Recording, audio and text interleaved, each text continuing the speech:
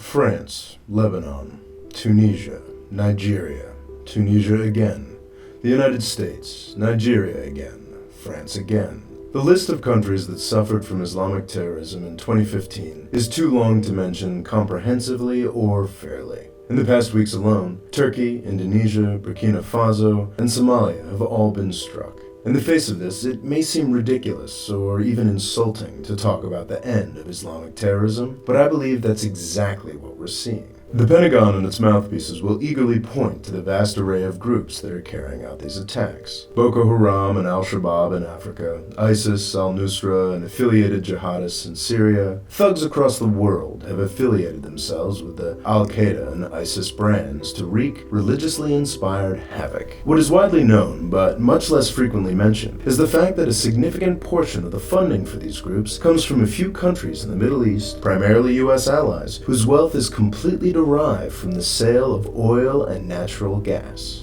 Outside of Syria, straight-up funding of terrorist attacks by the governments of Gulf countries has declined since 9/11, and it has gotten a bit harder even in Syria since the rise of the ISIS PR machine in mid-2014. But this is only a small part of the story. These countries are home to literally tens of thousands of petroleum-based billionaires and millionaires for whom terrorism is basically a luxury good.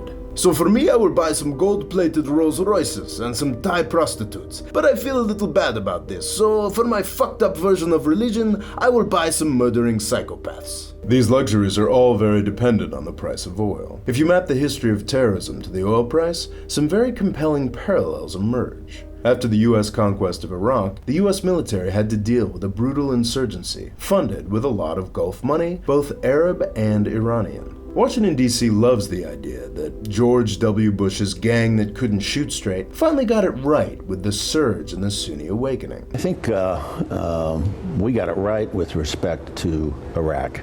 And when we left, Iraq was in pretty good shape as a result of the surge that the president... Those policies may have been useful, but the relative peace that was established in Iraq indisputably owed a ton to a massive fall in oil prices. The financial crisis caused the price of oil to fall by more than 2/3, and led natural gas prices to fall into a slump that they still haven't recovered from. All of a sudden, both the Sunni and Shia insurgencies in Iraq quite literally ran out of gas, allowing the Bush administration to salvage what little reputation it still has. From 2008 to 2014, oil prices renewed their rise. Iraq got wobbly, Afghanistan began to disintegrate, and Syria's straightforward battle of dictator and people became a murderous proxy war between Iran, the Gulf states, the United States, and Russia. All of these proxy warring states are massive beneficiaries of oil wealth. As far as troop surges go, it's interesting that a 2010 U.S. surge, run by most of the same people,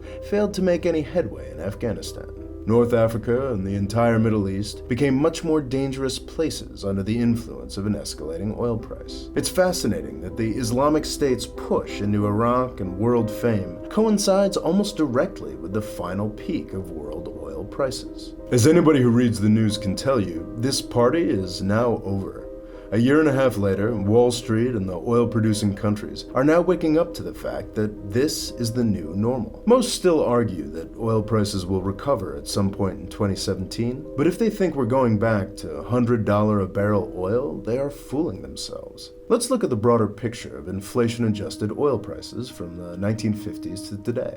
This surge here is due to the power of OPEC, the Organization of Petroleum Exporting Countries.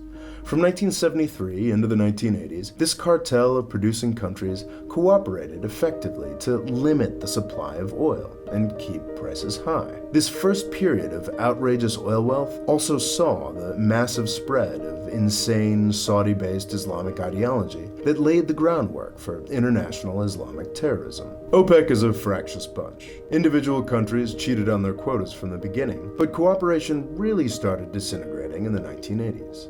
And many think that the oil price crash of 1998 through 1999 convinced Saudi Arabia to give up on the model. As the past year and a half has shown, OPEC is worthless without Saudi Arabia. Countries like Venezuela and Nigeria are too desperate to keep selling to limit production. And the undeclared war waging between Shia and Sunni Muslim countries makes cooperation between the top 3 producers essentially impossible. Unless the United States or Russia decides to join for some reason, OPEC is essentially a dead institution, as it has been for almost 20 years. Oil producers were saved from the relatively lower prices of the 1980s and 1990s by the rise of China. It has become increasingly clear over recent months that that party is over too. China will continue to grow and consume resources at a massive level, but the days of annual 10% increases are over. The 40-year oil party has led to new technologies and led to the discovery of massive new resources on every continent.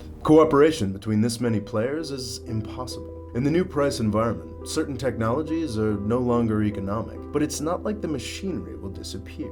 Things like fracking and tar sands exploitation will provide a ceiling for the oil price for a couple decades to come. This analysis doesn't even incorporate the possibility that worldwide transportation is about to make a large shift away from the oil industry. Oil probably won't remain under $35 a barrel for all that long, but it's hard to see how it will get over $55 again in the foreseeable future. At that price point, the Gulf countries will have to massively reorganize the way that their societies work. The terrorism as a luxury good era is ending as we speak. This won't happen immediately. 2016 is likely to see many more horrific last gasp incidents. Who knows? The US government may finally get the WMD attack it's been working so hard for over the past 25 years. But this isn't the new normal. It's the last gasp of frantic losers who are noticing that their funding has been cut dramatically. By 2018 or so, my guess is that we'll have to find something new to worry about. Thanks for watching. Please subscribe. And if you'd like to help me make more videos like this one, please click on the Patreon link here to find out how.